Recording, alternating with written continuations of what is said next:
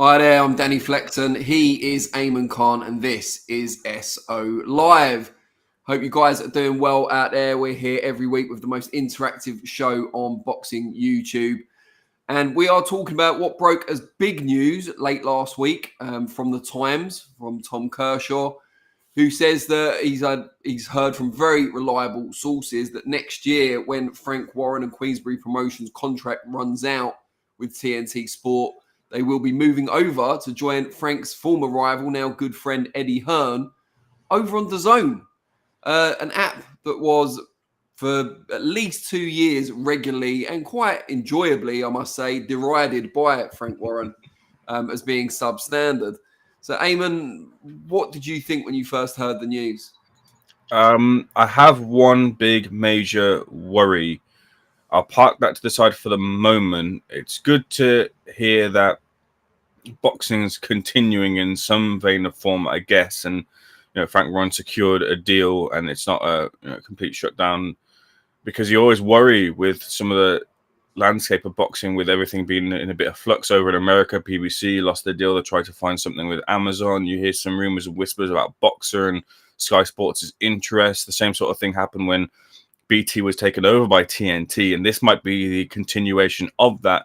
You wonder if this was a move of want or necessity. I'm sure we'll get the further details as they come out, but I guess we can hope it to be a good move, considering both Frank and Eddie have now piled up, and we've seen the move for them to join forces and put cards on, mostly by the prodding or the banging of heads together, as Johnny Nelson MB would say, from Turkey Al Sheikh. So in the short term thinking, I think, off of the back of this news, you hope it's good news, but then you do worry, because what this does is it leaves one sole promoter on the traditional / cable or traditional way or means of watching TV for the large majority of this generation, I guess. I know a lot of people are moving over to apps and things, and that's going to happen over the years and such. But right now, boxing, it's a niche sport, and it's going to get even more niche because it's on DAZN and these type of apps. And DAZN hasn't had that.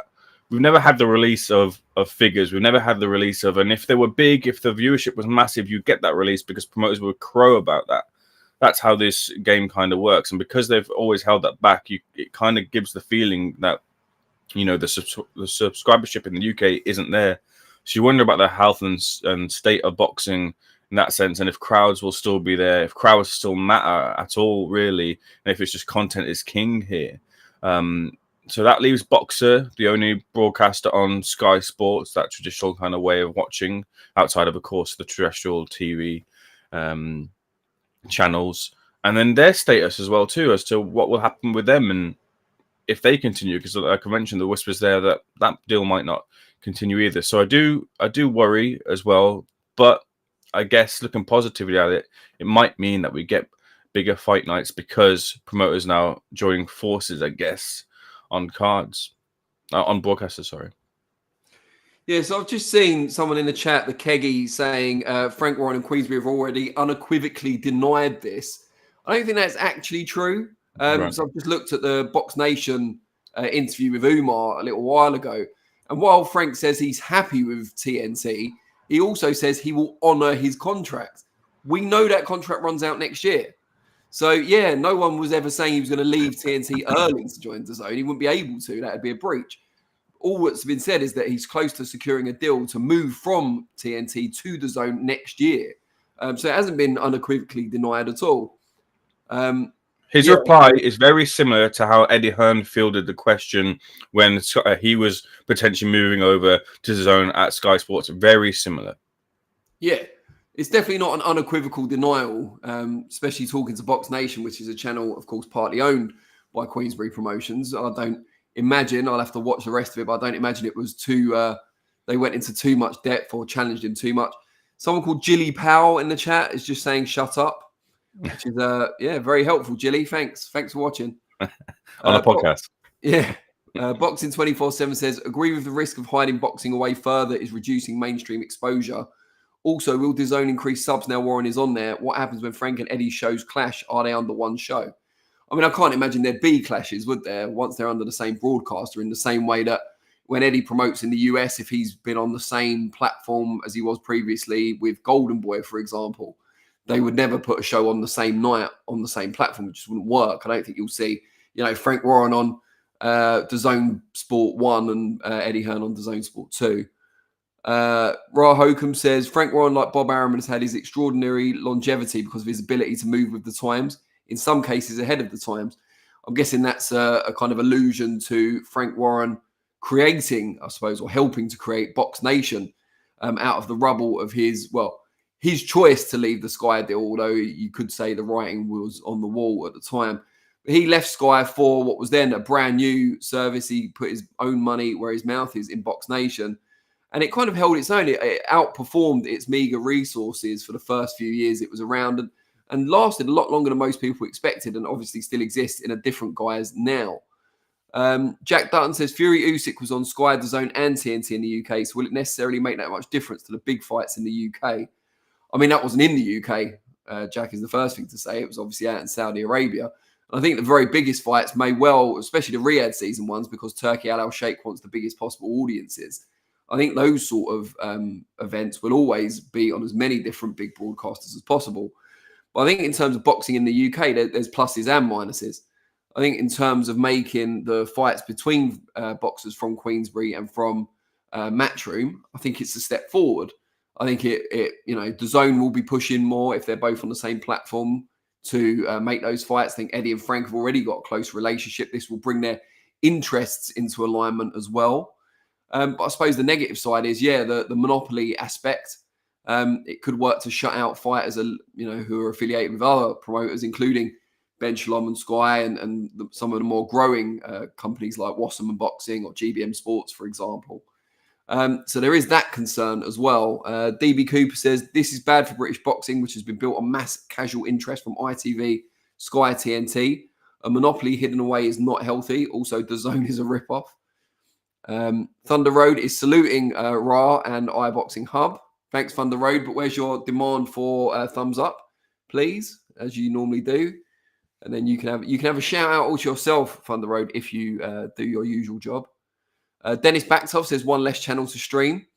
Yeah, I mean, I suppose I'm not advocating illegal streaming, but I suppose if you're a TNT subscriber and you're only that to watch the boxing that is only on TNT, so the Queensbury shows at the moment, I suppose you could cut costs and just have DAZN for both. There is that consumer element to it as well. Jack Dutton says, I meant UK broadcasting. Yeah, I get it, Jack. I get it. I just needed to clarify the point. That was all. Loyalty in the Last Day says, now Eddie and Frank are best bum chums. I mean, that's a dated reference, if anything. Does that mean we will finally see Joshua versus Tyson after they've both not contractual agreements? Yeah, because as we know, Tyson Fury has long been exclusive in the UK to TNT Sport, something that we saw change for the Usyk fight, as Jack Dutton alluded to earlier. So, yeah, I mean, I think it probably helps make Joshua Fury more likely, but I think that fight's likely to happen anyway. Ra Hokum says, Willkommen to Thunder Road. It's nice that you guys are getting on. Still don't see any asking for a thumbs up from either of you. So, take note. Bernard H says, just come on. What did I miss? Queensbury is joining DAZN for sure. No, it's not sure. No one's confirmed it from the Queensbury side. Apparently, the Times, Tom Kershaw reached out to both Queensbury and DAZN reps for comment and didn't receive any. Frank Warren has since done an interview with Box Nation, Umar, and said they are happy with TNT. Apologies, Freudian slip. And they will intend to honour their contracts. But nowhere in the original article from the Times did it suggest they were not going to honour their contract that runs until next year. The conjecture, the contention is that they will join DAZN alongside Eddie Hearn and whatever other promoters are on that platform at the time next year, 2025. DB Cooper 1 says, you're basically paying £15 to £20 a month, a PPV every month, for example, for next gen or average shows. Anything good is pay-per-view. These people had Sky, TNT for other sports, etc. DAZN has lost hardcores with price rises. Yeah, I mean, I remember when they did their first set of price rises, what was it, over a year ago now, and they removed the initially they removed the ability to float in and float out on a month-by-month basis, and then it came back in, but it was more expensive than signing up for a year, which is good business sense, but not great for consumers who you want to expose to, say, a month of your product and a good month and hope they stay on as a result. You want that guaranteed revenue coming in on a regular basis. I do understand that, obviously. But the price rises haven't helped. The quality of the show's dipping after the majority of, high level boxing or high profile boxing moved to Saudi Arabia. Unless you're a fan of misfits, and I know not everyone is, especially not everyone watching this show, it's difficult to justify the amount of money you currently spend on DAZN now. The flip side of that is if Frank Warren brings his stable over next year, maybe, and those prices stay the same and don't go up again, then you could maybe justify the expense because you're getting, in theory, more shows, more regular shows as well. You won't have to wait too long between shows. You might be able to see more of the more well-matched shows as well, because you'll see more Warren fighting on Hearn shows and vice versa. So we'll have to wait and see if that's how it pans out. That's kind of a glass half full way of looking at the future. Ra Hokum says, will I be seeing either of you at the Fight Week media events? I don't know. I mean, I was at a show on Saturday, which is as rare as I have a bath, to be honest. And it was good, but it didn't make me kind of want to start going to Fight Week events every week. Ayman, you'll be at the Chisora Joyce stuff this week, won't you? Yeah, a bath or a shower, Danny? I didn't say shower. Yeah, I'll be there at the Fight Week media events myself, and behind the scenes, Vinny Kiss, the videographer. Yeah. So, yeah, you'll see me there, Ra. I hope Vinny's not like listening to this and thinking, what am I doing? What? He was reminded last week, so fingers crossed.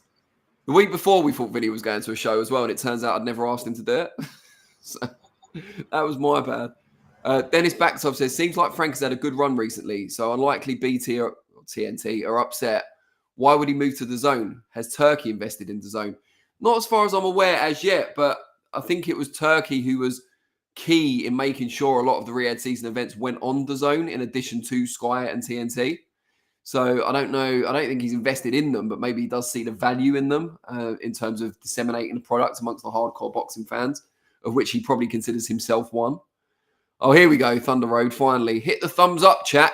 Consolidation can be good, but they will now justify a higher price point.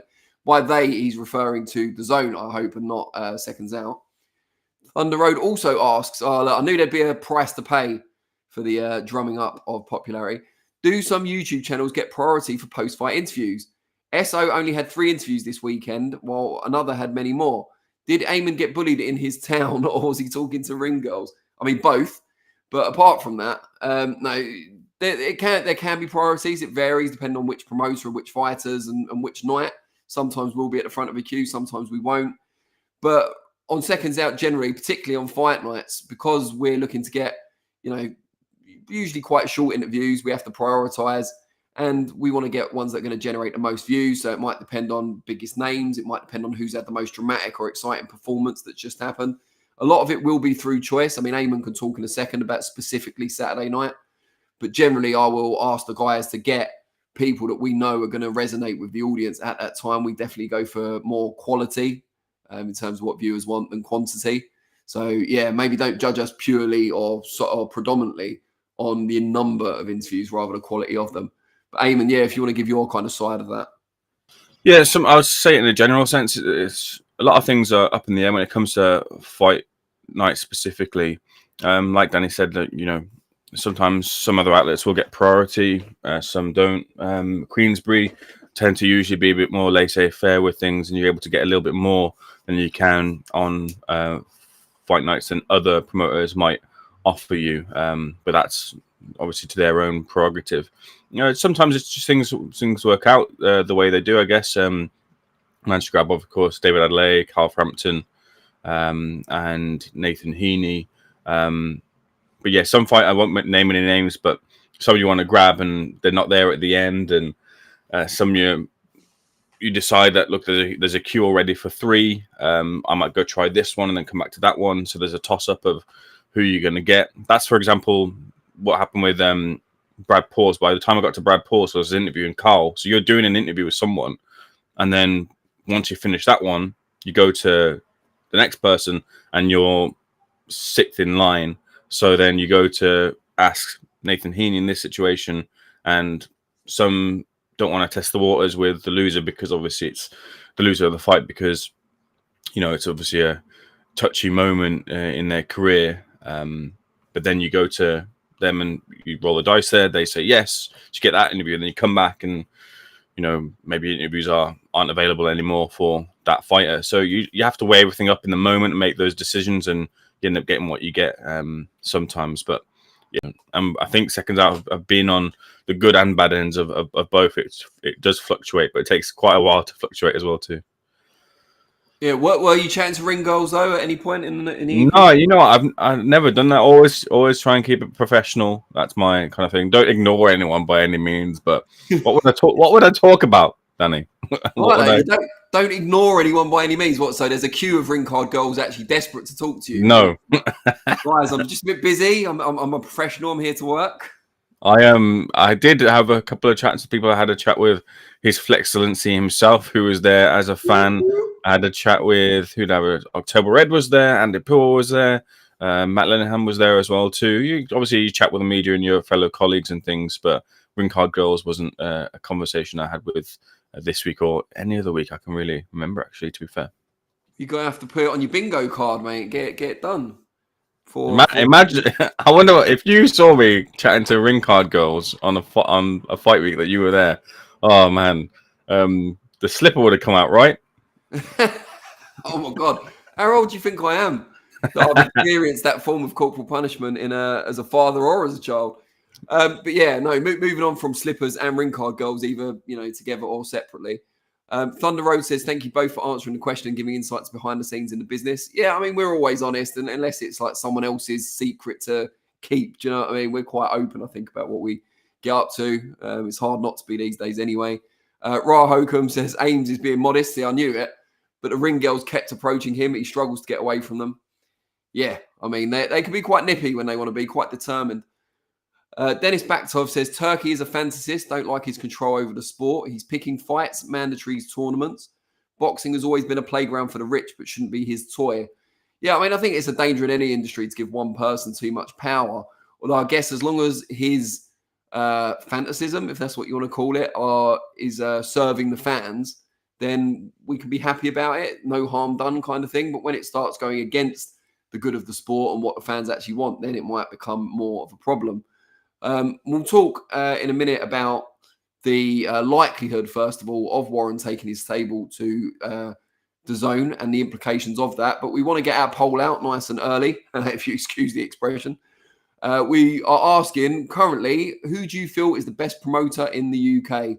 We've got Frank Warren, Eddie Hearn, Ben Shalom, and other. If it is other, please put in your comments why and who. And if it's one of the big three, if that's what we want to term them as, again, please do explain your choice in the comments. But yeah, so we're talking about Frank Warren reportedly moving his stable from next year to DAZN from TNT Sport. He's given an interview to Box Nation, Frank, where he said, yeah, we're happy with TNT. We will honor our contract, which does nothing to deny the claims in the Times or any speculation around it. Sorry, I've just seen a very funny message there from Thunder Road, which I'll read out in a bit.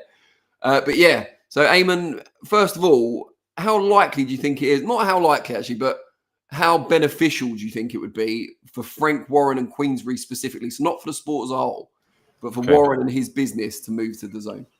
I assume, well, there's these reports that are going around that, and with the signings that Frank has made of Brandon Lee and I can't remember the second fighter's name, but two fighters overseas, being on American shows.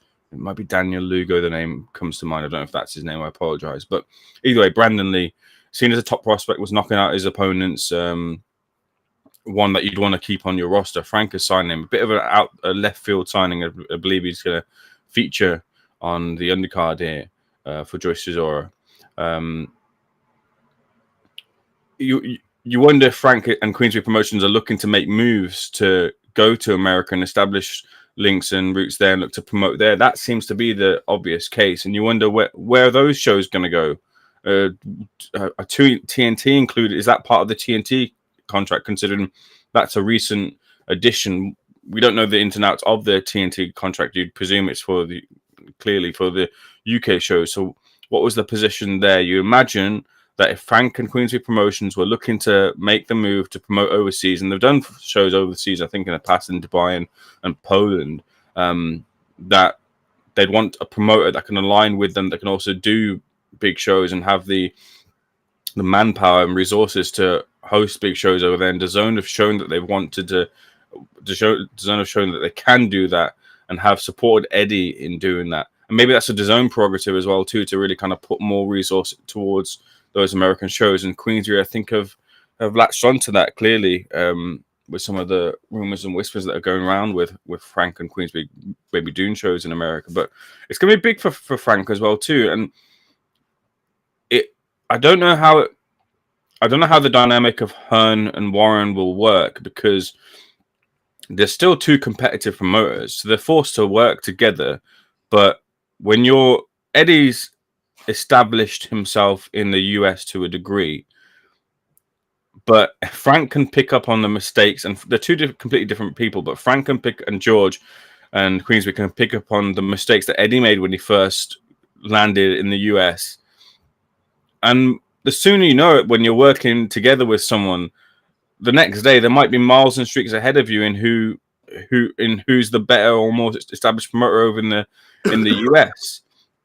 It's an interesting dynamic that it's going to be kind of good to watch and keep tabs of. But you do wonder how long that relationship might pan out for positively if they're both in real direct competition with each other. So I'm not quite sure, but it seems like Queensberry have made a good move for the success of their business. I mean, if you rewind back to about a year or so, wasn't it Eddie who was making jabs at Frank about how their bank balances and bank sheets at the end of the year were miles ahead of theirs? And Frank's really turned that around big time, with, of course, a lot of his prospects kind of climbing up the ladder and been put into more competitive fights and been put into positions where they've really kind of thrived. Take a look at the likes of Hamza Shiraz. So there is definitely the waiting game there. But when you widen the pool as well too for Frank, and if he's moving to DAZN and you establish your roots in America, someone like a Brandon Lee or someone like a prospect coming through, they'll know of Frank Warren. And they should know, or at least Queensberry's tact will be to look. We've got years of history of being able to develop young fighters like yourself and take you towards world titles. You don't have to be a glittering US Olympian off of this last crop or whatever. You can be, a hardworking Joe Smith Jr. type, and we can get you to world title opportunities or high up at the ladder as possible, because we've had years of experience in doing that. Similar sort of vein of Top Rank and Bob Arum. I think they're more of a direct competitor to Top Rank, really. And with Bob Arum, and Frank is a little bit older too, but with Bob Arum getting a little bit older, you kind of see the opportunities for Frank here and Queensberry to come in and really kind of sweep up some of the younger talent and have a strong offering over in the US. I just wonder how much of a promotional force Frank will be, specifically considering how old. I should say that as well too. Considering his health, I guess, and considering his age is a better way of saying, and considering how much travel he would have to do is a better turn of phrase here. But maybe it might be something that Georgia will take the reins on. Yeah, I mean, we'll see. I mean, Frank still seems quite spry the last few times I've seen him. Bob Arum, as you said, a little bit older than God. No, he's getting on a bit, Bob Arum, it's fair to say, but still doing a good job. Thunder Road says, Ames has that hipster look like Gareth A. Davies. So you want to be mentioned in the same sentence as Gareth, isn't it? I have got shorts on, but they're not that short. We're all thankful for that. Please don't stand up. Wolves are watching, says Shalom is not big, referring to our poll. We have got a poll out. Who's the best promoter in the UK currently? Warren, Hearn, Shalom, other. Explain who your other is if you pick it. Dennis Baktov, in the UK for the past few years, can it be argued that Ben Shalom has had the most memorable moments? Well, yeah, I mean, there was that time that he got filmed asking what questions were going to be asked. There was that time of Billy. Oh, sorry. You mean the shows? Danny. My mistake. Yeah, Khan versus Brook is still probably the biggest fight we've had on UK soil for a while, it seems. Correct. DB Cooper one. Who's going to be at the 21st of September Wembley show? I'll be on the floor, so watch your back, lads. Sat near the mix zone. Well, you've just said you will be on the floor. Just kidding, DB Cooper one. You might be a big lad. Ra Hope agrees on Nathan Lugo, top prospect. Thunder Road tells DB Cooper on our behalf that Radio Rahim will fly out for that one on the 21st of September. He will, but it won't just be him, I wouldn't think. DB Cooper one also says Ben Shalom is underrated. Don't at me. Okay, we won't. People worship promoters and the hype more than the actual boxing substance. Matchroom in the UK has been slacking for 2.5 years now, or 2+ years now. Ainsley Shan said, it's good for the fighters now these two promoters are working together. Thunder Road, GBM Boxing and Izzy Asif are on the come up. Good production on their shows, energy, good atmosphere. The likes of Adam Smith, TalkSport partnership, and they are now on DAZN. Quite right. I think I mentioned GBM, didn't I, when I said about the other that you might pick. Wasserman Boxing or another one who are kind of on the cusp, who could be kind of considered because they're a TV promoter as well. They do DAZN and Channel 5. Dennis Baktov says there are rumours of Eddie leaving boxing soon after AJ retiring. There's been rumours of that for quite a while. I'm sure I heard a rumour around a year or two ago saying that Eddie wanted to launch himself as kind of a media entity in his own right, maybe have some sort of chat show someday. I don't know if that was just someone trying to rib me, but I could see it happening. It wouldn't be the biggest shock ever. Now with Ben out of the picture too, could DAZN signing Frank be a long-term move? I mean, Ben's not out of the picture permanently. This is Ben with two N's, not Ben Shalom. Wolves are watching, saying Hearn has the most champions by far. Does that make you the best promoter? That's we need to get into that. I mean, that might be something you can tell us as well once you voted in the poll. What informed your choice? Do you see the best promoter as the one who has the most champions, the biggest name fighters, sells the most tickets for events? There's a lot of different metrics you can measure it by. John Wick says, Ben hasn't managed to be liked by the public. This is Shalom.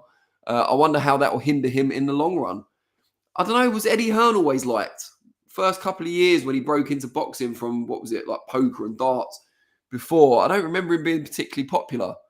I think that's come over time and people have been exposed to him on a regular basis. And I think his personality and, more importantly, his success has come over to the general public. So I'm not sure how many people liked him per se at the start. And I think it could easily be the same with Ben Shalom. He'll be judged by his track record, ultimately. DB Cooper one, I'm very confident that Warren has more UK world champs than Hearn. Yeah, I mean, I'm assuming they were including international fighters with Hearn, who does have a bigger global footprint, I think it's fair to say. Wolves are watching says, yeah, because they will only go to the best promotion. And DB Cooper one says, Hearn wasn't liked until around 2019. Post-COVID, he turned into an influencer. Yeah, I mean, when did a No Context Hearn account begin? That's probably a good measuring stick for when the tide started to turn. I miss the days of Hearn going up and down the country, being booed in every arena, says DB Cooper one. Yeah, I do remember that. Wasn't he most associated in the early days with Audley Harrison? That probably didn't help. No offense, Audley, you're a great guy, but the whole getting built up to a title shot against David Hay, I don't remember being particularly popular at the time, or that being on pay-per-view. But a lot's changed since then. And Eddie obviously moved to DAZN, similar to what Frank Warren did with Box Nation, albeit didn't create the platform himself, although he has been heavily involved in it. So yeah, we're talking about this reported move next year for Queensberry Promotions from TNT Sport over to DAZN and how that will affect boxing. And Ayman, we just talked about how it's better for Warren in terms of his business and more opportunities for him. The sport as a whole, having two, let's say, 2025, they're still the two most powerful promoters in the UK. Having them on the same platform. I mean, if you imagine 10 years ago having both of them on Sky and them being the only two on Sky, how would that have affected things then? And how will this do so now? It does seem like rather a, fights that the fans want to get made will only get made if they involve fighters from those guys, which means if you want to be in the big, truly big fights, whether it's on DAZN or whatever platform, if they're sharing that platform, fighters are going to be encouraged to move away from the likes of Sky Sports, Benchlam, Wasserman, etc., unless Hearn and Warren agree to work with some of the other promotions. But why would they? You know, it's similar to Riyadh season. I know Benchlam's involved now, but as Johnny Nelson said in that interview, you know, were Hearn and Warren trying to shut Ben out previous to his involvement? We don't know for sure. But why would they share the wealth if they don't have to? So there are concerns there. Ayman, what's your view? So first of all, just to answer if this could have happened beforehand with when Hearn was on Sky. No, I don't think it could have. I imagine that for all the wanted things, Adam Smith, being an intermediary, would want to try and get Frank and Eddie to work together in a more grander scale capacity than they were, to smooth things over than things were when the relationship between the two was fractious, when the two promised and were happy to try and meet each other up in the COVID era. They said they'd meet each other up and have a conversation. That never went to fruition. And the large majority of the reason that we can contribute the reason to that not ever happening is because there wasn't enough money to go around. Wasn't enough money from Sky to create these fights, make these fights, unless the fight warranted a pay-per-view slot. And a lot of these fights didn't warrant pay-per-view slots, so they couldn't make these fights, and there wasn't interest from promoters to unite as such. Now the landscape has changed because you have the Riyadh season entering in, Turkey Al-Sheikh over in Saudi, putting up the money for these two, and suddenly they're all chummy, suddenly they're all pally, suddenly you have Frank telling Eddie in the first meeting, hey, let's not mess this up for the both of us, because there's money to be made here from both promoters. They're business men and they're looking after their business interests. Excuse me. And someone's saying as well too, this is great for the fighters, I think, in a general case, but look at the case of Anti-Yard, who, if this was maybe 3 years ago, 2 years ago, 1 year ago, Yard would have been snapped up by a rival promoter, maybe even Eddie Hearn and Matchroom Boxing, if it is the case. Of course, we don't know the ins and outs of this situation, but if it was the case, hypothetically, that he was clear of his contract, he would have been picked up. Now it's the point of detriment because of this friendship between Eddie Hearn and Frank Warren, that they don't want to rock the boat with these type of signings. They don't want to rock the boat and piss off the other, because down the line, they might end up getting bitten back on one of their fighters that they want to keep on board moving over. So they don't want to be the first to tip the boat and point the finger at the other one for this happening. Also, when it comes to benefiting both that, also when it comes to DAZN being the king platform, and maybe Eddie Hearn and Frank Warren looking to shut out Ben Shalom, as Johnny Nelson mentioned, Sky's still a huge platform. It's still a massive platform. Sky still has the football.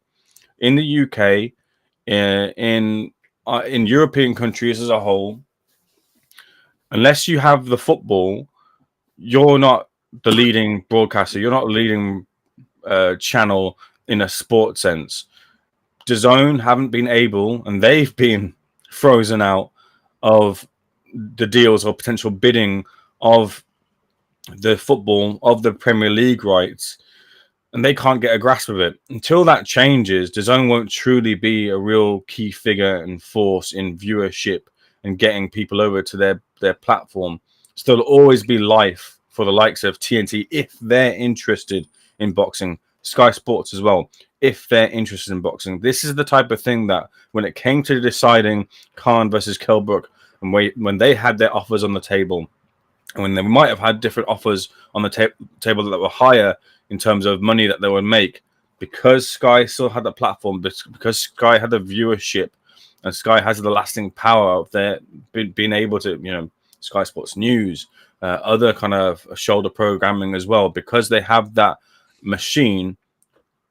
Boxing fans and boxers will still flock to that broadcast and that platform because they know they can sell themselves on that platform. They can be seen on that platform. So Sky will still always have that major interest. There was another question, Danny, but it's just gone off in my head. If you want to ask it again, unless I've already answered it. I think you've covered it, but Sky, we should also say, are obviously owned by the huge Comcast conglomerate, which includes NBC and the US, and that's a huge advantage as well. Just before we move on to our second segment, just a quick bit of housekeeping. We have already got a poll up, aren't we good? We're asking who is currently the best promoter in the UK. How you define best is completely up to you, but feel free to explain it in the chat. But we've put as the main contenders Frank Warren, Eddie Hearn, Ben Shalom, and other always seems to do quite well. Also, a big shout out to who we established last week is our youngest fan, Nancy from Watford, still age 7, I believe, watching her favourite kind-faced duo on this Monday afternoon. Now, we've talked about Frank Warren moving potentially from TNT Sport to DAZN.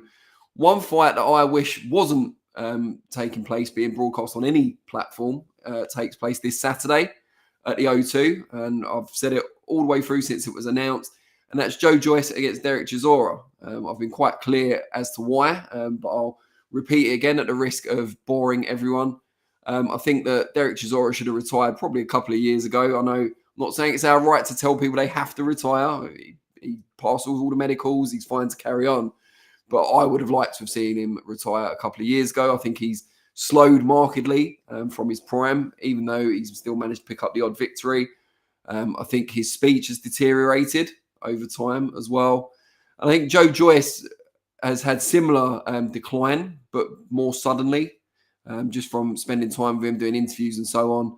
He seems to not speak as well as he did before. His processing seems to take longer.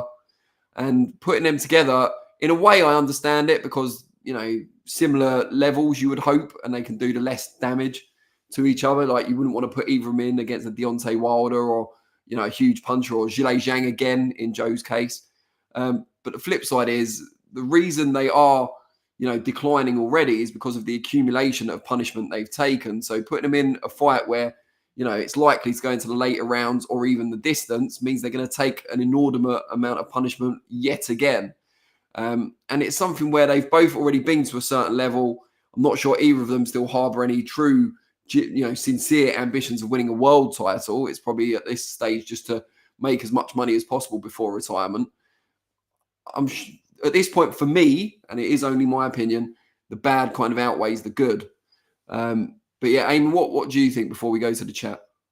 I think the law of one last big payday, one last maybe big run, one last big run on the Saudi scene is too great for the fighters and their teams to let that opportunity go. I think this is a fight of real kind of, where else could we go other than match each other up with each other and see which one comes out, and then you can maybe shout out that the juggernaut is back, or look, Chisora has got one last big run in him, one last big win under his belt, and he's rolled back the years kind of thing. And I think it really kind of would only have worked with these two fighters. I think Dereck Chisora didn't look too great in his last fight against Gerald Washington.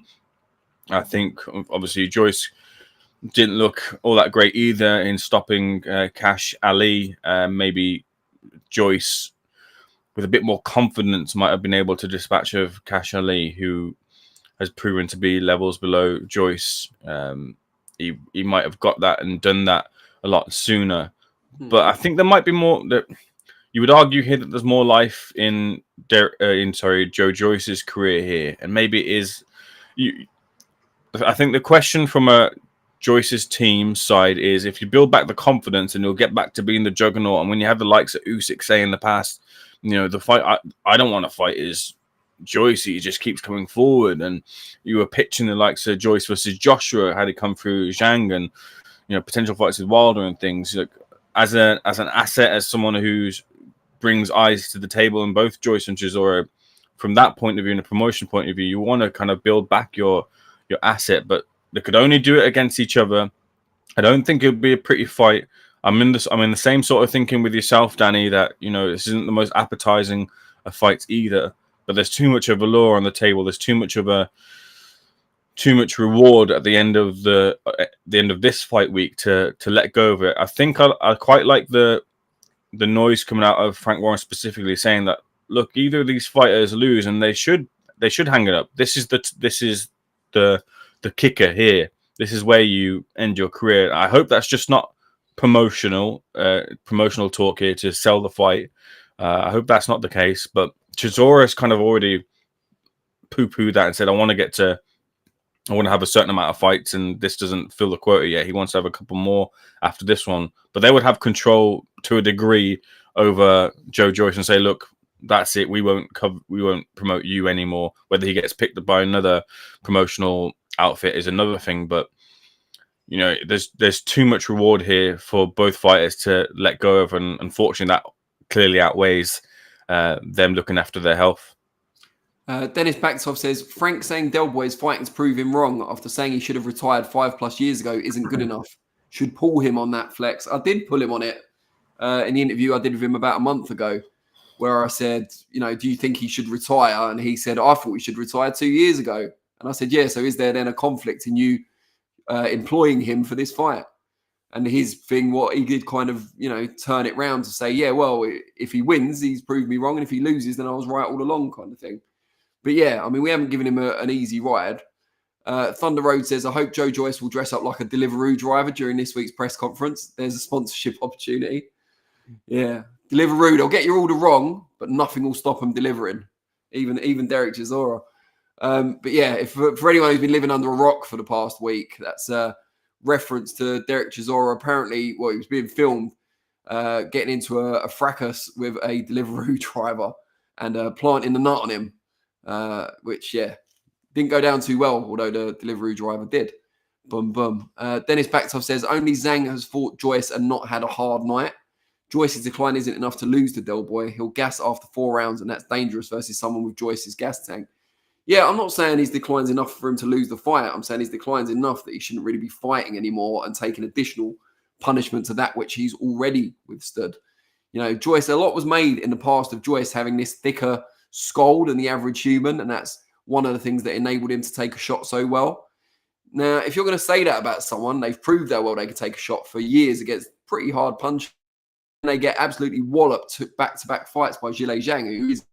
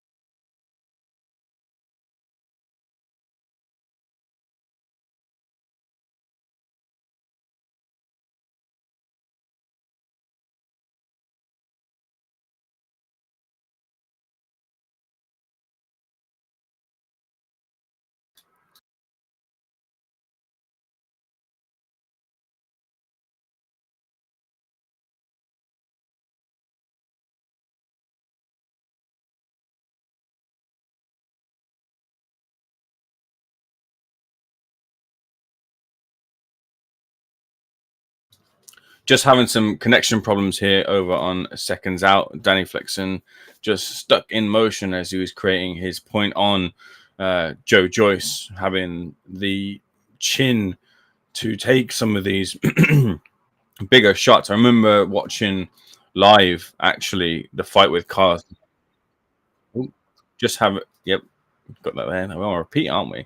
But yeah, Joe Joyce was just having some problems with Carlos Takam, and he was shipping some overhand rights frequently throughout that fight. And he kind of got lucky that night that the fight was stopped after the back of he had a barrage, and Carlos Takam, it was, you know, it was suggested that he didn't answer back after, you know, Joe Joyce's barrage there. But I would say he was keeping the defense tight and he was slipping punches, and he shouldn't have been stopped that night. That was a frustrating night from a Carlos Takam's perspective. But Joyce never really improved from that fight in his defense. He's always fought a certain way. He's always looked to kind of get that knockout, and he's been exciting for it.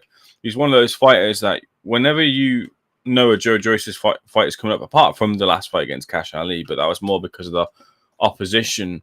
you know you're gonna get similar in the vein of Amir Khan. Like, you knew you were gonna get a good fight, an edge of your seat fight, because of the offense of the fighter and then the vulnerabilities of the fighter. So I think he's always kind of been underrated in terms of how exciting he is as a fighter, and he's had a good run recently. Dubois, Takam, Parker. Obviously, the two Zhang fights weren't exactly the best of runs, but he was very close, and he was fighting for, and he did capture the WBO interim world heavyweight title. So he was there, ready to get a title opportunity for one of the champions. So that's how they'll see it here. Really, he's probably 1 or 2 fights away from maybe getting that world title opportunity, with the rematch between Fury and Usyk standing in the way. We don't know what the situation is with Alexander and his signal to want to move down to cruiserweight after he's done at heavyweight with Fury. Whether that remains to be the case after that fight finishes, we don't know, but that's the situation from Joe Joyce's perspective. And I think that's why they've positioned him or that's why his team has positioned him to continue and want to continue, because he was so close to that world title contention. We'll bring in Danny Flexen back. He had some connection issues there. Nothing can stop Danny Flexen. I think the Secret Service were working tirelessly away to bring him back up, and here he is back in the fold. Like a Deliveroo driver, I took the shot like a champ and got back up. I'm not quite sure what happened there. I was ranting on again about Joyce Chisora and why I don't think it should happen. And before I knew it, I was just old man shouting at clouds, which is pretty apropos.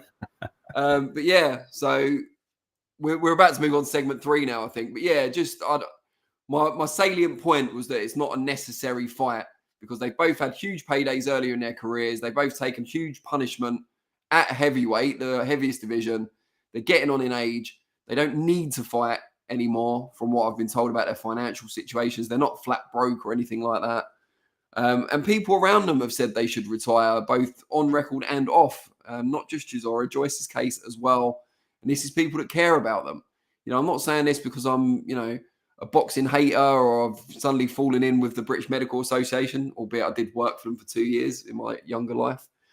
I just think that it doesn't need to happen. Why make it? Is it going to be that much of an entertaining fight? Is it going to be a fight of the year contender? Is it going to be that good for fans that we need to risk the health that's already taken a pounding over the years from these two warriors, people we've delighted in watching? Surely we don't want to see them struggling in later life after everything they've given to us. But that's all I'm going to say about it for today anyway, publicly. I'm sure I'll moan about it a lot more before Saturday night, and I'll probably watch it depending on how late it is, as it is a Frank Warren main event. But we'll see. I was at a Frank Warren main event live on Saturday night in Birmingham. It was probably the only chance of me staying up for it, because I was actually there and I couldn't just fall asleep in the floor seats. But yeah, we'll see. Hopefully it gets on, early enough. But I wouldn't put it this way. I wouldn't be upset about not watching it if it comes to it. But let's talk about the weekend. Not a bad weekend to be called Paul, or Pauls, as a surname rather than a Christian name. I'm wondering if there is a Paul Pauls out there, or a Paul in either Jake Paul's family or Brad Paul's family. Could be a bit of a tongue twister if we work on it, but we didn't workshop it before I came on. But yeah, big wins for both. Jake Paul in his fight with former MMA star, now I think BKFC star Mike Perry. Was it a 6-round stoppage or knockout, I believe? And Brad Paul's, which was the one that Ayman and I were there for. Dramatic final round stoppage in his rematch with Nathan Heaney to wrest the British title away from the Stoke hero, who was typically, magnanimous and gentlemanly in defeat. And that was a really gripping fight as well. Ayman, do you want to start with that one as you were there? Yeah, it was a real quality affair, and I had the opportunity to speak to Nathan in the build-up to the fight, and it was one where I thought he might box back to the way he did against Denzel Bentley, having been wary of Brad Paul's power. Brad Paul's came on and he learnt more and took more from that first fight there, and he was able to find the holes in Heaney's game, who Heaney showed a couple of sides, obviously, that we haven't seen from him before. He had real dog in him to get back up and real fight back and be resilient and hold and navigate his way to that final round there. I believe the reports were that Heaney was actually up ahead in at least one of the cards as well too, maybe in two of the cards there. So he really might kick himself actually that he wasn't able to navigate, and he really will kick himself if he wasn't able to navigate that final round there to the end. But it was a real enthralling affair where Brad Pauls just had those big right hand shots, and he was able to pick apart Nathan and force that finish. So it's a real feel good moment as well too, in the similar sort of vein of Nathan Heaney capturing that British title as well too, because Brad Pauls has been unfancied, made his way on the small hall circuit to get that opportunity finally, like Nathan Heaney was, just with the background's a little bit different and the followings are a lot more different, considering Nathan Heaney will bring around 2,000, Brad will only bring around a couple of hundred, but maybe Brad Pauls his following will build bigger because he's in an unheralded area, unheralded area. And that could be an opportunity there for maybe Queensbury to maybe throw him a bone and maybe do a fight round there if they can, defending that British title, real prestigious title. So it was a beautiful moment to see him capture that title and real kind of thank his coach and his team for helping guide him to that point. Also on the undercard, there was a real good fight between Echo Esserman and Owen Cooper.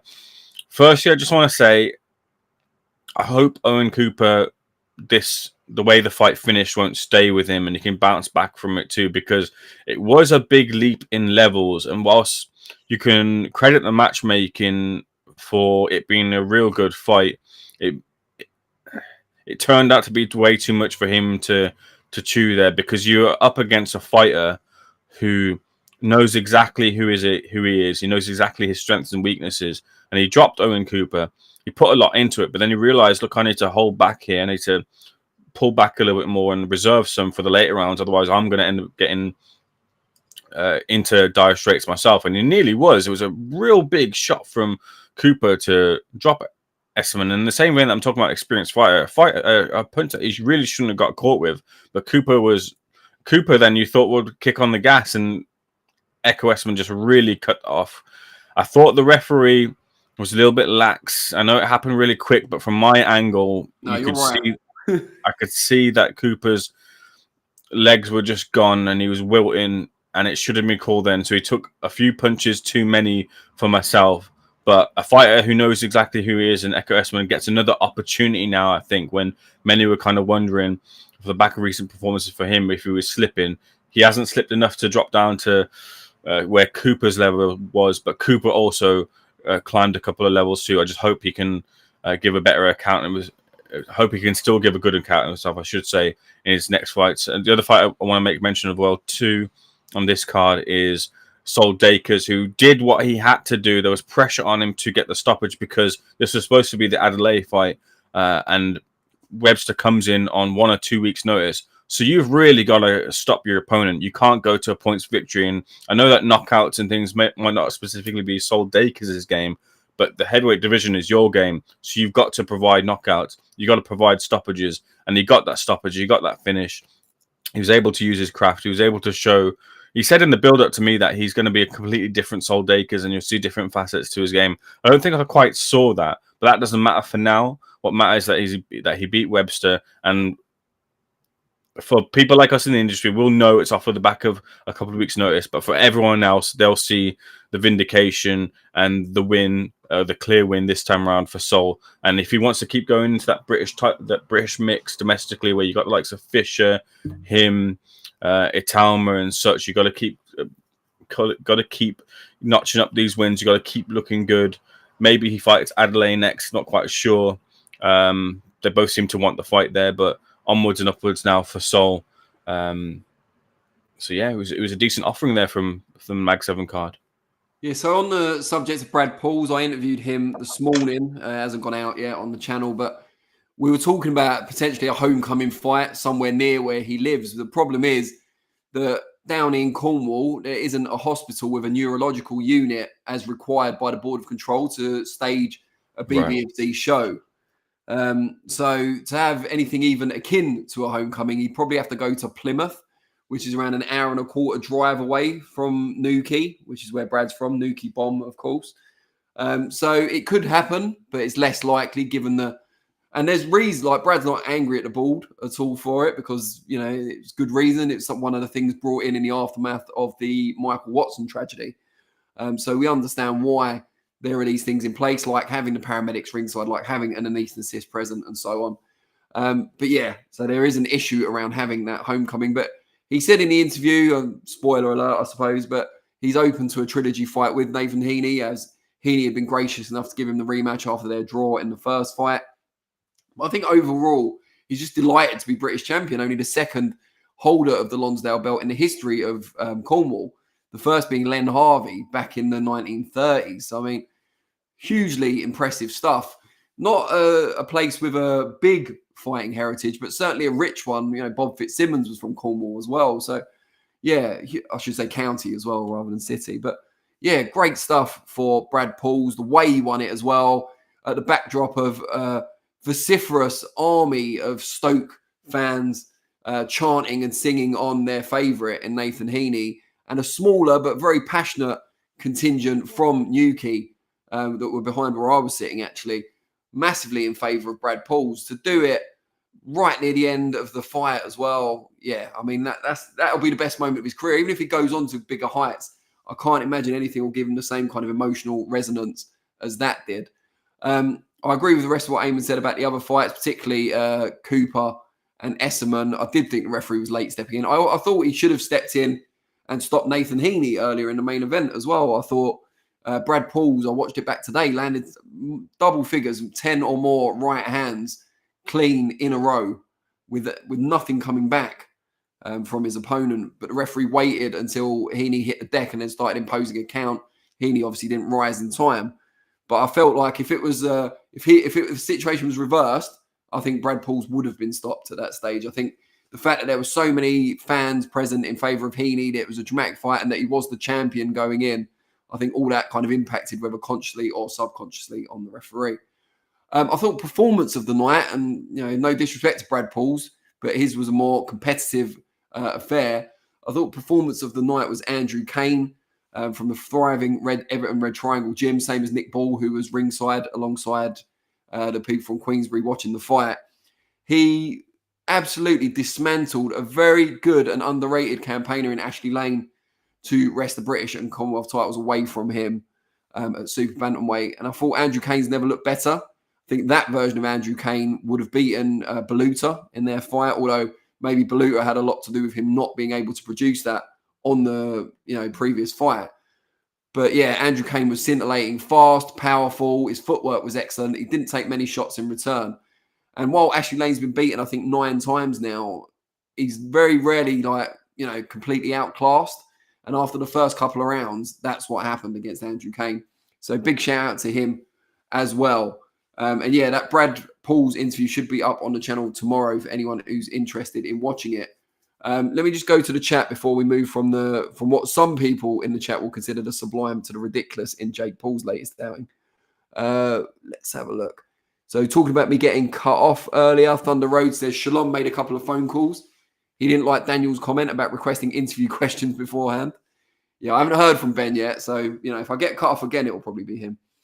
DB Coop 1 says Cash Ali is literally an Uber driver and took Joyce all the way. Shake my head. Joyce went from TalkSport's new fave little toy to bum of the week. I think that's a little bit harsh. I think Cash Ali had been doing decent work on those Fight Zone shows and stuff. He was an acceptable comeback opponent, But yeah, I mean, Joyce didn't look great. How much of that's ring rust? How much of it's irreversible decline? We'll find out, I suppose, on Saturday. Dennis Baktov would confidently pick the Zhang that beat Joyce, doing the same to Dubois. Dubois looked worse versus Lorena than Joyce did with Cash Ali. Is Joyce now that much worse than Dubois? It's not about who's better or worse out of him and Dubois. It's comparison between him at his best and him now, and not just in terms of how he looks in the ring. I think that's very important. We get to see these fighters up close for interviews and so forth, and that's not a brag. That's just a fact. Same with cornermen, ringside doctors, referees, and so on. You get to see how they react to light and dark, different sounds. You get to see their eye movements. You get to see how laboured they are when they walk. You get to see their muscle reactions.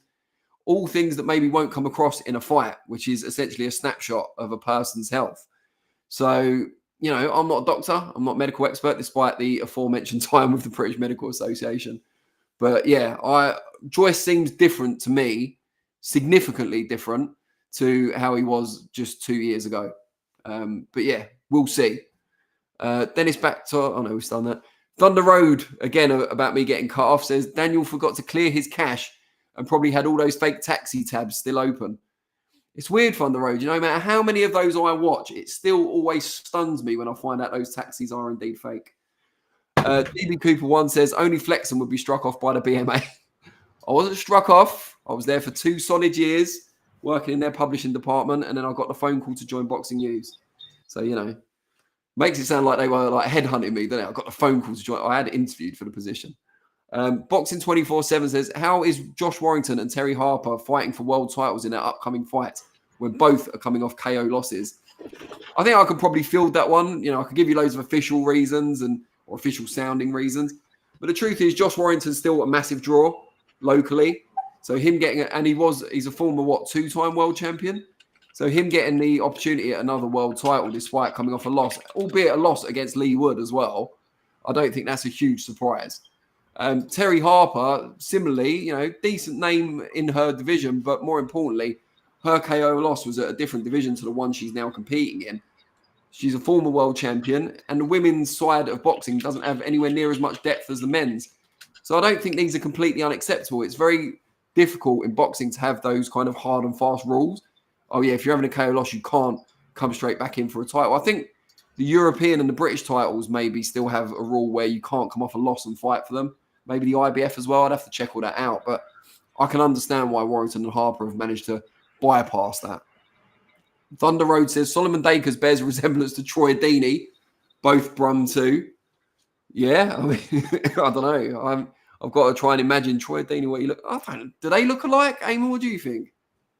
Not at all. No, Troy Deeney, my Watford captain, does not look like Sol Dacres at all. That's a worse shout than when I said Ling Josh Green looked like Jaime Munguia. What? Yeah. Well, there you go. Google it. You might have seen something that you haven't seen before. That's worse. All right. Fair enough. Joshua, thank you for saying that. DB Coupon says, now Heaney has lost, all these Birmingham Frank Warren shows are going to be dead and awful. Excellent value for £20 a month on DAZN.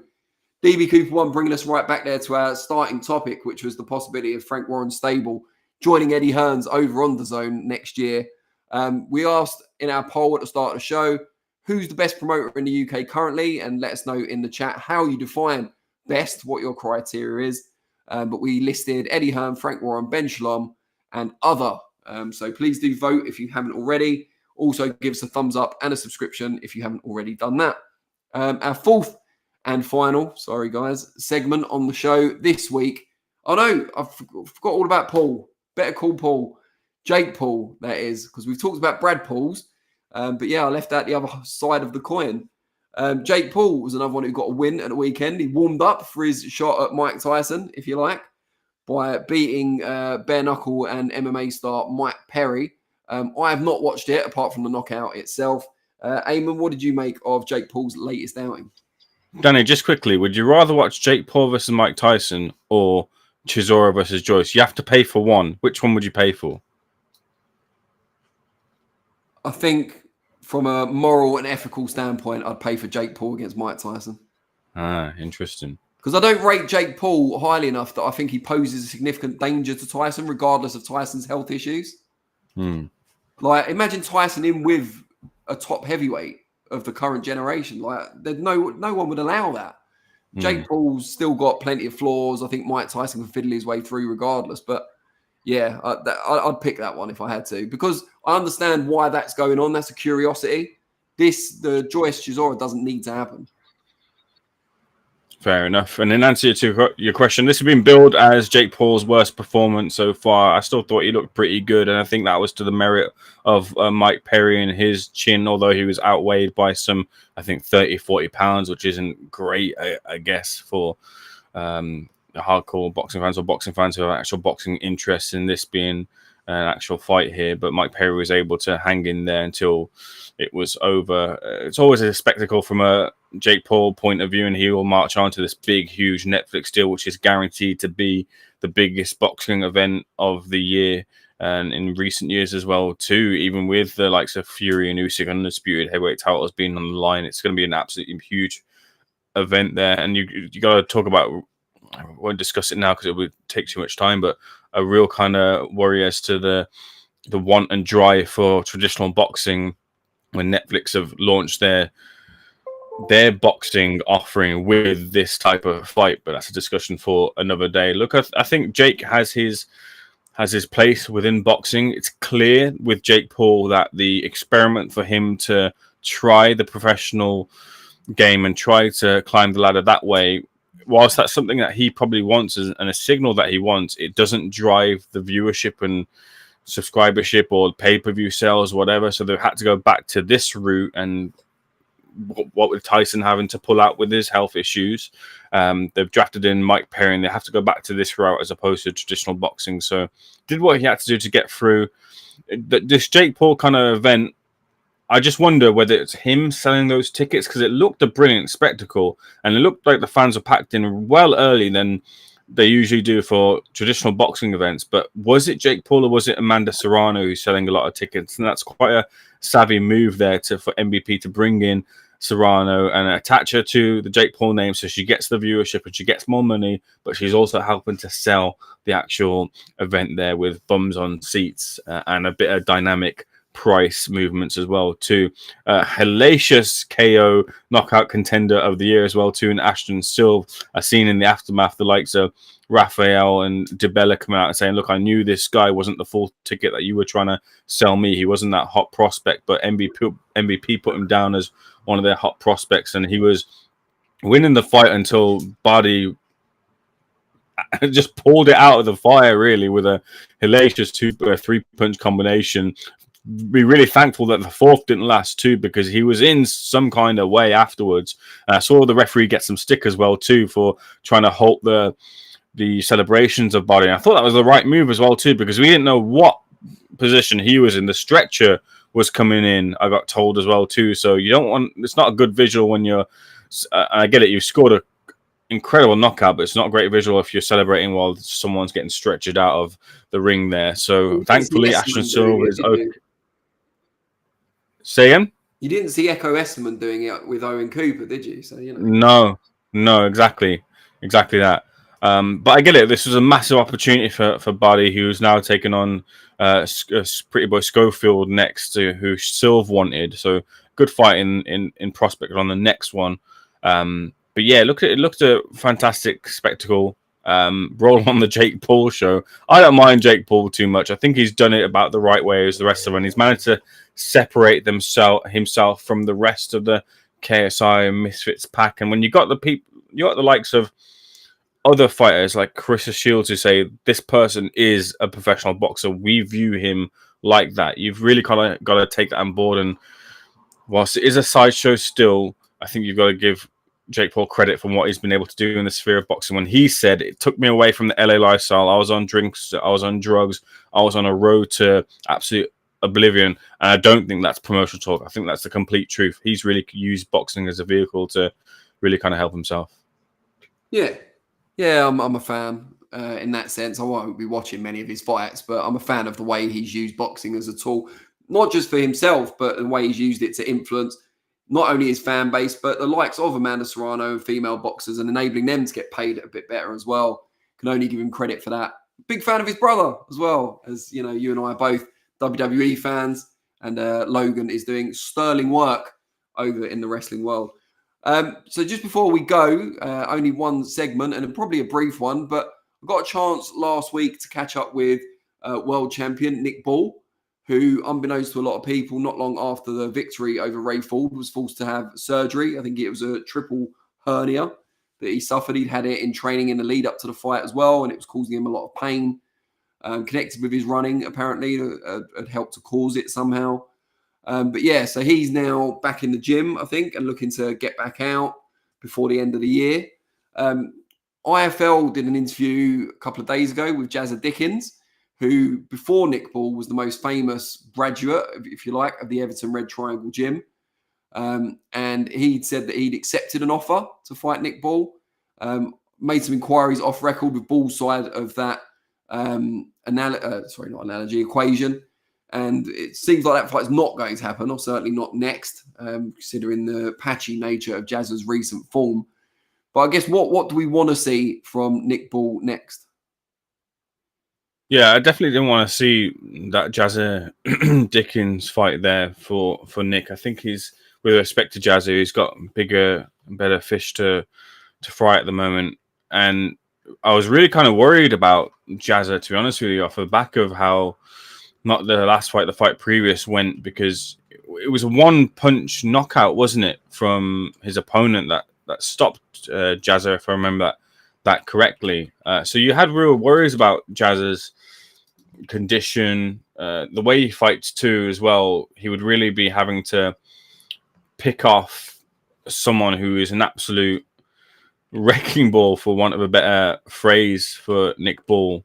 I just don't think that was an appeasing type of fight for myself, looking at that. But naturally, you'd want to see Jazza would want to see himself in that sort of mix and have one last opportunity at that world title. For Nick, obviously rest up and recuperation. Hopefully, he gets on the mend there. But Ray Vargas is the one that screams out to me as the fight I'd want to see for him, and kind of turn around what was a draw into a win if he can at the second time of asking, or more conclusively than the first time round. Any world title, unification opportunities for Nick would be something I'd be interested in. Brandon Figueroa would prove to be a brilliant fight there too, someone who could really kind of give it back to him as well. But yeah, just anything that sees Nick Ball kind of collect those titles now, because I think he's really capable of being a unified champion in the division, and furthering what he's been able to do in his career so far, after being unheralded, after being just an opponent for Isaac Lowe. In the last couple of years or so, he's really kind of taken the bull by the horns, and really crafted his successes. So I see a future unified champion in the offing. Great stuff. Now, we asked you at the start of the show, based on the report that Frank Warren is planning to take his stable of fighters from TNT over to DAZN to join his now good pal Eddie Hearn. We asked who is the best promoter in the UK. We listed Frank Warren, Eddie Hearn, Ben Shalom, and other as options. And Modfather Vinny has already put the results up. And Eddie Hearn has won by quite a margin, almost double the amount of votes as his closest rival, Frank Warren. 62% to Eddie Hearn, 34% to Frank Warren, 2% to Ben Shalom. I think they were in the chat, whoever they were. And nothing for other. So any hopefuls out there trying to get onto the top table, not according to SO Live's chat. But yeah, quite a storming victory for Eddie Hearn. I think it's generally been considered that Warren's having the best form, if you like. He's putting on the biggest shows most recently, primarily due to the link up with the Saudis. But yeah, Ayman, what do you think? A bit surprised by that result? A little bit surprised, actually. I think Ben Shalom should have garnered a lot more votes, really, especially though this year in the UK. That's how I'll probably answer this question so far. In the UK and the shows that they've put on, I actually think that it would probably go in the order of Shalom, Frank, and then Eddie. I think Eddie is more concerned with obviously being a world promoter and putting on shows in the over in the US. I think Shalom also having put on a stadium show this year over in Crystal Palace really kind of puts him ahead too. And some of the names involved in there, that Warder Clark was a real good event. CBS was with Rakpur, real good event off the back of 2 stadium shows in 2 years as well too. I'm taking out, of course, I'm not applying in the Saudi Riyadh season into either of these promoters in this answer, because I don't think that's the right way. These are their own shows that I'm looking at here. But the way I kind of answer it is, look, Frank's probably the best cultivator of talent. Eddie's probably the best mouthpiece for the boxers, and then Ben Shalom probably puts on like the best kind of visual shows sort of thing, and has the best machine behind him. I guess that's the way I kind of answer it. But I think Ben Shalom this year has probably been the best promoter so far. Yeah, I don't know. I think Matchroom have got an outstanding machine in terms of creating not just buzz around an event, and I think that's where Boxer excels, especially with the link up with Sky Sports, but the fight nights themselves. I think a lot of the things you see Boxer and Sky are doing now are things that Matchroom did when they were with Sky and probably still do at the moment. So I think Matchroom and Boxer are probably on a par in terms of creating the events. But yeah, I think Warren is definitely the best, both sourcer and cultivator of young talent. He knows where to find them, when to turn them pro, and how to take them on the right route. You know, you'll see Frank a lot taking fighters who have got glistening junior amateur records and getting them before they ever even consider going senior, because he knows it might make the transition to pro boxing harder, but also that the price tag will go up, as you would imagine, when they achieve more in the senior game, if they go to international tournaments and get more notoriety. So it's a smart move. He's done it for years now. It's getting more attention as he's risen to prominence with these Riyadh events. I also think you do need to take them into account. They don't take place in the UK, so he's not putting on great UK shows, but he is providing opportunities to, and so is Eddie when he does it and so on, to British fighters. When a boxer is determining who they're going to sign with as a pro, as a promoter, you're going to look at their access to those Riyadh season events, those massive paydays, those huge marquee shows. So I think that does come into it as well, just as having an association with Sky Sports, NBC, Comcast is an advantage for Boxer and Ben Shalom. So I don't know. I mean, I would have had Warren at the top on current form. And then, yeah, maybe Eddie. If we're saying Britain only, then maybe Boxer, then Matchroom, or on a par or something. But if we're talking internationally with the stuff they do in the US as well, I think Matchroom are still right up there. And they have had a much bigger role in the Riyadh season shows, particularly the American one that's coming up, than Boxer have to date. But at least we're seeing Boxer talent now on those shows, which is a good thing. Guys, I want to thank you all for tuning in. If you watch this on playback rather than live, please do leave comments. We do still respond to some of them. Been great to have you all here. Thumbs up, subscribe, all the usual if you can. And yeah, see you next time. And Ayman Khan, as is the customary thing that we do here, please do your closing remarks. Yeah, thanks again. Also, I'd like to echo that from Danny Flexen for you guys tuning in as well too. Got a big fight this weekend, although maybe it's not the fight specifically we want to see happening. It's still a big event, still a big fight night. Joyce and Chisora as well too. We don't know what quite his next move, and this is if it's all intents and purposes from what he said, it's his last time at the O2 Arena, an emotional send off for Dereck Chisora, whether that will be in a losing or winning effort. I will be on the ground with Vinny as well, and potentially a sighting of Radio Raheem too. Who knows what will happen there, but we'll keep you abreast of all the information from the fight week and any of the news in the boxing world too. So make sure you keep tuned to Seconds Out for all the latest boxing news, updates, and content. But for now, I've been Ayman Khan. I had Danny Flexen as well too, and you guys in the chat contributing to another great edition of Seconds Out Live. We'll see you guys on the next one.